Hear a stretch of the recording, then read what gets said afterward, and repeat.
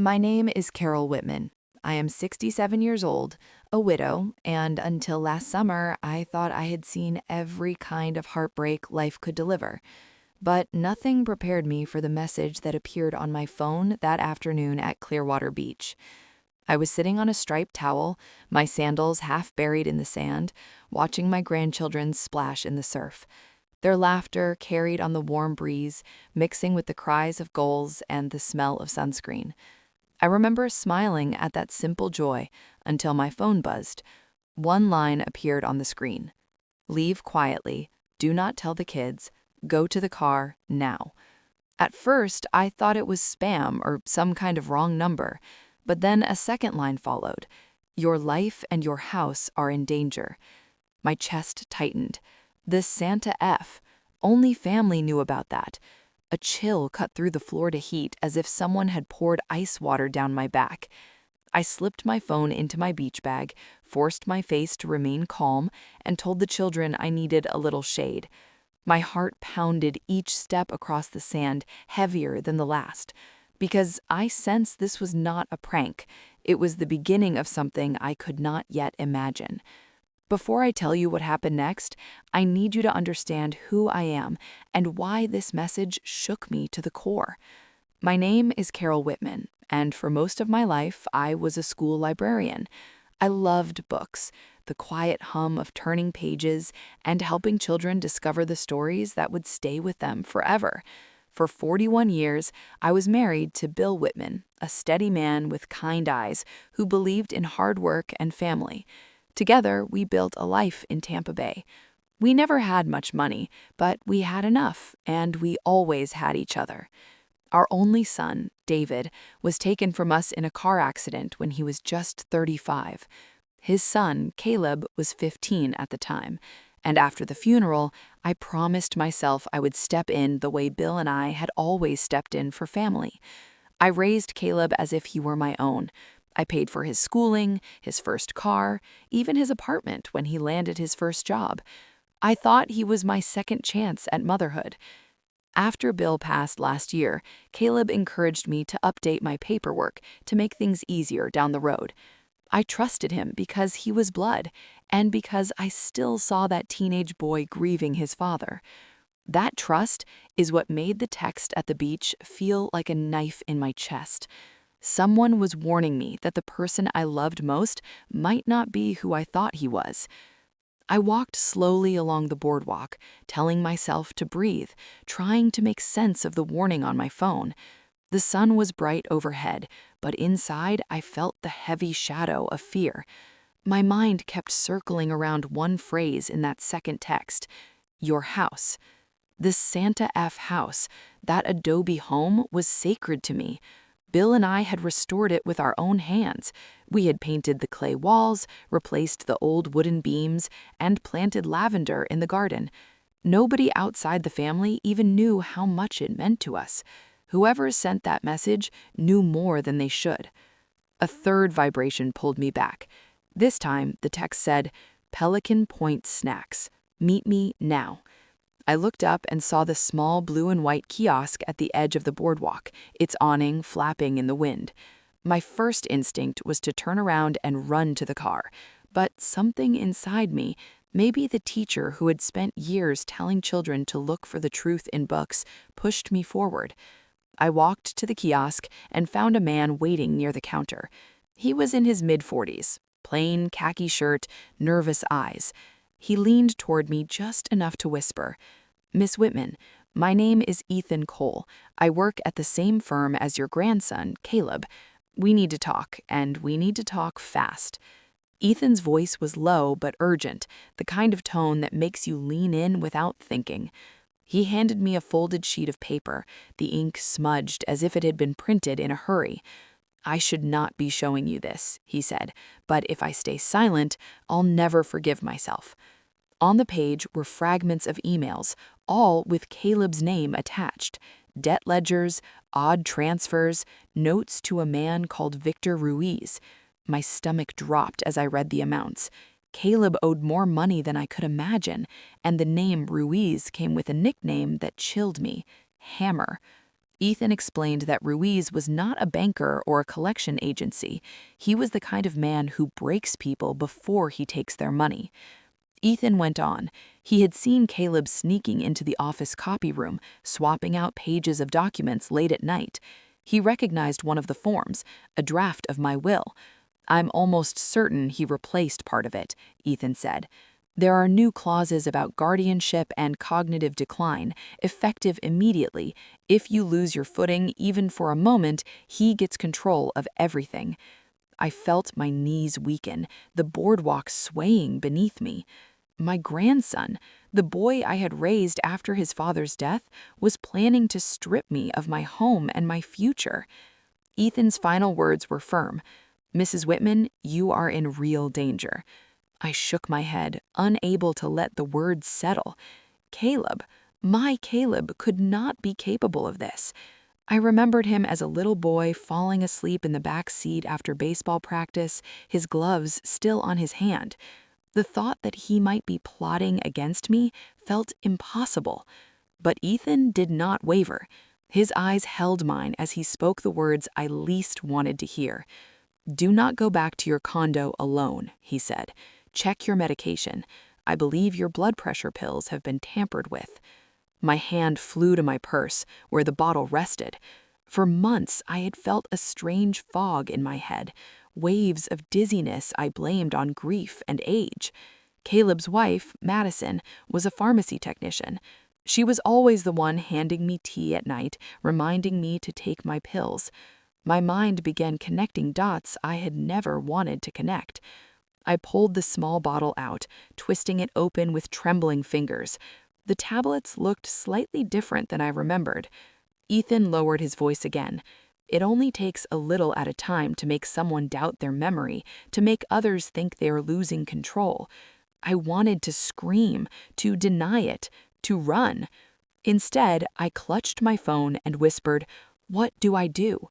Ethan's answer was immediate. We go to Ava Mercer, an elder law attorney downtown. She can protect you before it's too late. The drive to downtown Clearwater felt like moving through a dream. My thoughts spun in circles, but Ethan's calm voice kept pulling me back to focus. When we arrived at a small office tucked between a bakery and a travel agency, he led me upstairs to meet Ava Mercer. She was in her 50s, steady eyes behind simple glasses, the kind of person who seemed to notice everything at once. Within minutes, she cleared her desk and listened as I poured out the whole story. Ava did not look shocked. She had seen cases like mine before. She explained the steps we needed to take: an emergency protective order to block any guardianship filings, a toxicology screen at urgent care to document what was in my system, and immediate instructions to freeze property transfers at the county clerk's office. She asked if I had the original will, or at least copies. When I nodded, she told me to bring them the next morning. Every page needs to be checked, she said. Initials, seals, pagination. Forgeries are often sloppy if you know where to look. Her voice steadied me. For the first time since that beach text, I felt a sliver of ground under my feet. Before we left, Ava placed her hand over mine and gave one final instruction. Do not contact Caleb or Madison. Silence for now is your shield. The next 24 hours moved like a dream of paperwork and waiting rooms. At urgent care, a nurse drew my blood and assured me results would be rushed. Later that evening, Ava called with the preliminary findings. The toxicology report showed traces of benzodiazepines, a sedative I had never been prescribed. The dosage was small but steady, enough to cause the fog and confusion I had been feeling. My heart sank. It was proof that something sinister had been happening inside my own kitchen. Meanwhile, Ava's forensic document specialist examined my will. I sat across the table as he placed 2 copies side by side under a bright lamp. The details were subtle but undeniable. The margins were uneven, the font slightly different, and 2 pages showed no faint imprint of my pen where I should have initialed. Someone had replaced sections of the original.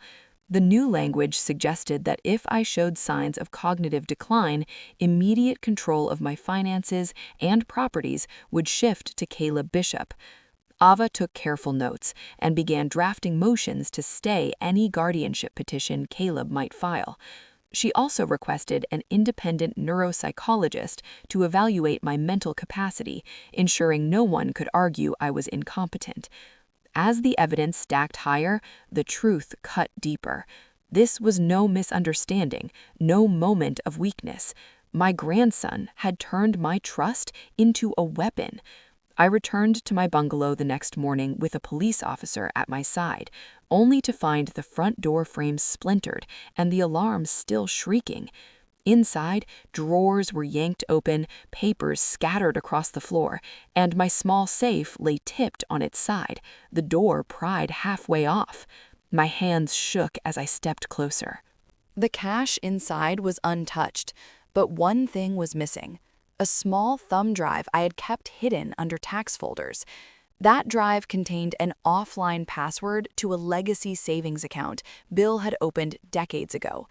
The account was fully declared and modest by today's standards, but it still represented the careful discipline of his lifetime. I felt the blood drain from my face. Someone had been searching for it, and they had known exactly what to take. Within hours, the bank called. An attempted login had been made from an unrecognized device. The system flagged it and demanded in-person verification with multiple forms of ID. Two-factor authentication blocked the access. For the moment, the account was safe, but the message was clear. Whoever had entered my home would not stop until they stripped me of everything Bill and I had worked for.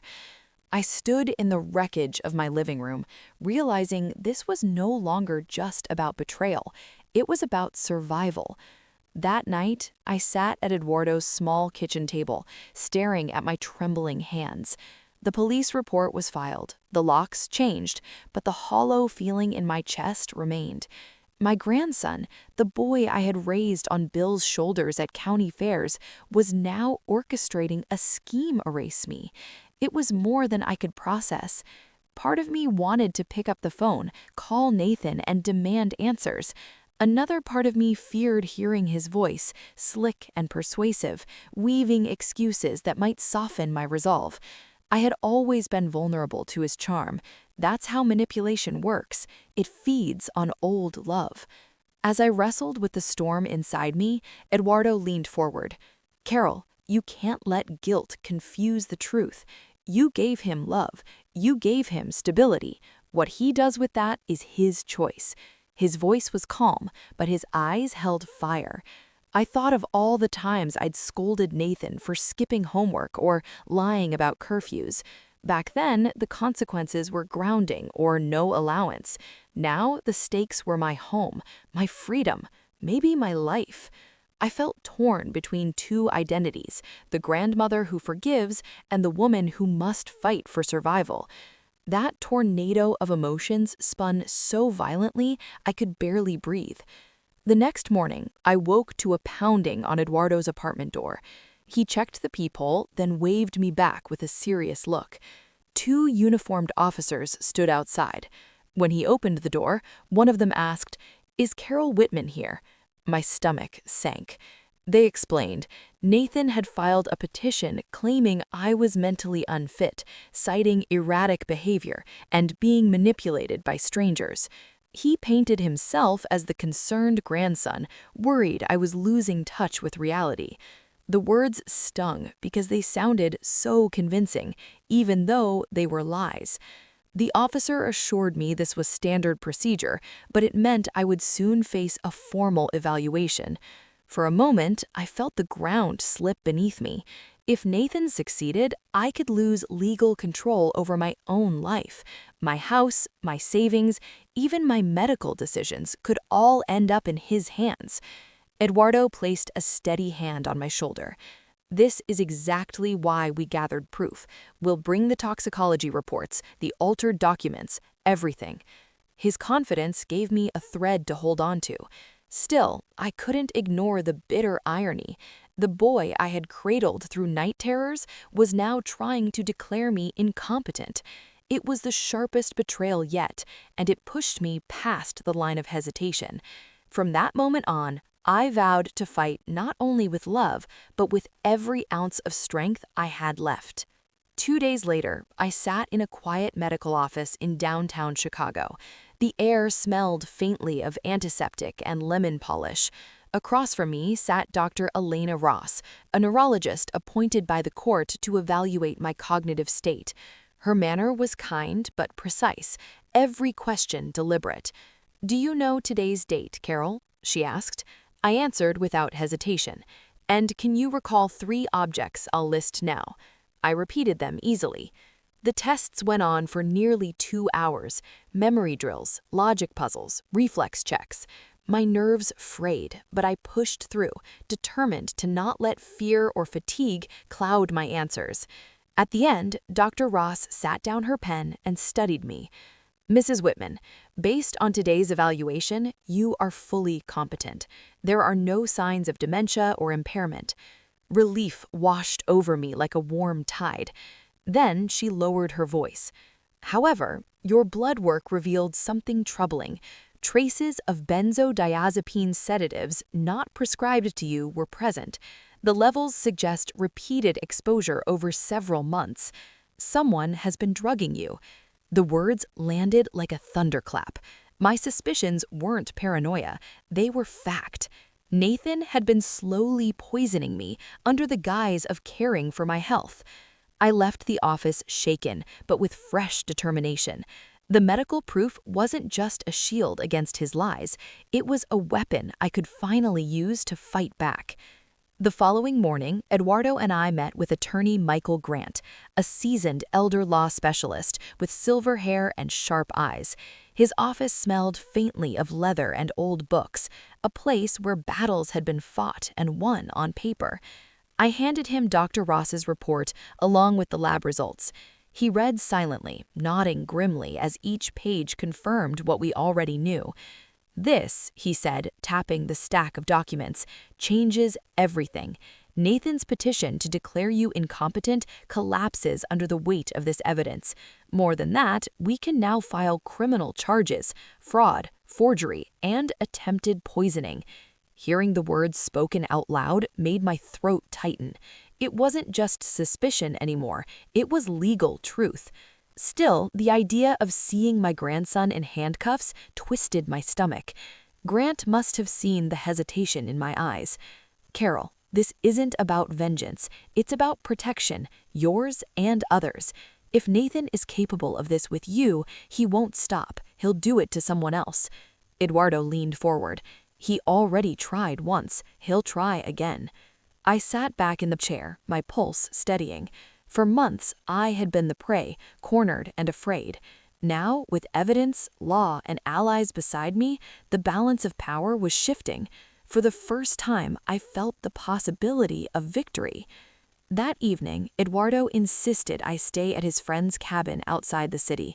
It was a quiet place, tucked behind rows of pine trees, with a screened porch and a wood-burning stove.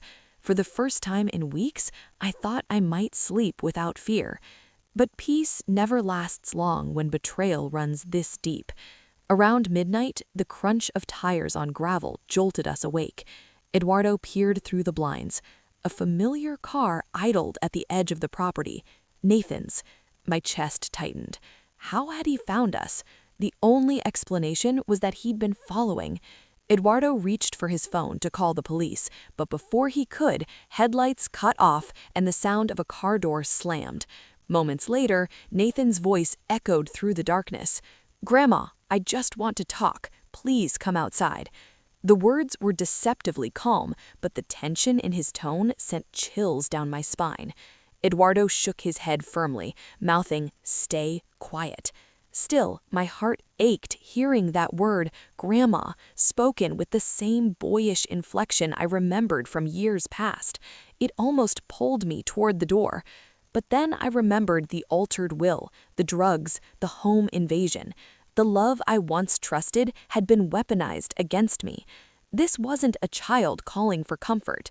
This was a desperate man closing in, and if I made the wrong move, it could be my last. Eduardo kept his hand on my arm as we crouched in the dim light of the cabin. My heart pounded so loudly, I feared Nathan could hear it through the walls. He called again, his voice sharper this time. "Grandma, if you don't come out, I'll have to come in. You know I just want to protect you." Protect me. The word curdled in my stomach. That was the same phrase he used when convincing me to update my will, the same excuse for bringing me tea laced with sedatives. Every syllable was now poison. Eduardo whispered, "Police are 10 minutes away. We just have to hold." His calm steadied me, but Nathan's footsteps crunching closer to the porch set my nerves on fire. The wooden boards creaked under his weight as he tried the door handle. It rattled, locked. "I don't make this harder than it has to be," he shouted, the mask of civility gone. The boy I had loved, the man I had trusted, was no longer standing outside. In his place was someone cornered by debt, desperation, and darkness. For the first time since this nightmare began, fear gave way to anger. My life was not his bargaining chip. My voice cracked through the cabin walls louder than I expected. "Nathan, stop. This ends tonight." Red and blue lights flashed through the pine trees, washing the cabin walls in color. Nathan froze on the porch as the sound of car doors slamming filled the night. "Police, step away from the door," an officer's voice boomed. For a second, I thought he might run, but instead he lifted his hands slowly, eyes darting like a trapped animal. Two officers approached, guns drawn, but steady. "On your knees," one commanded. Nathan hesitated, his chest heaving before sinking down onto the wooden boards. The sight pierced my heart. This was my grandson, the boy who once begged me for bedtime stories, now kneeling in handcuffs beneath the sweep of a flashlight. Madison emerged from the shadows near the car, clutching a small bag. Inside, police later found pill bottles, forged documents, and a prepaid phone, evidence of how deep the plan had gone. She didn't resist when they cuffed her, only lowered her head in silence. I stood in the doorway, Eduardo's steady hand at my back. The night air was sharp with pine and sirens, and I knew there was no going back. Love and loyalty had been tested, broken, and finally exposed under the harsh lights of justice. As Nathan was led away, he glanced at me, his eyes full of something between rage and regret.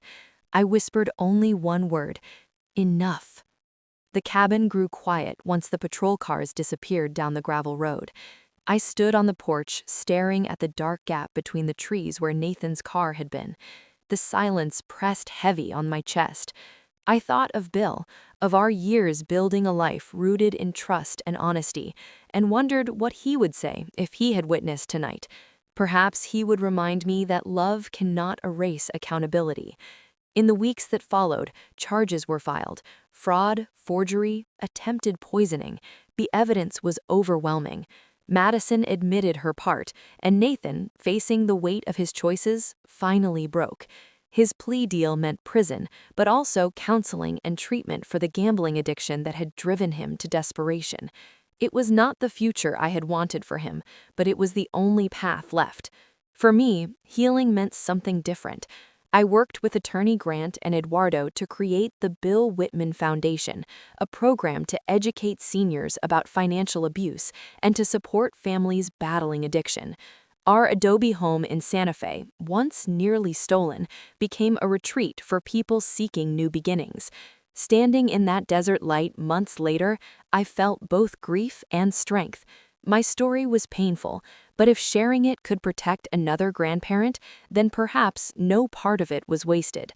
If you have stayed with me until the end, I want you to hear this clearly. What happened to me is not just my story. It is a warning and, I hope, a source of strength for others.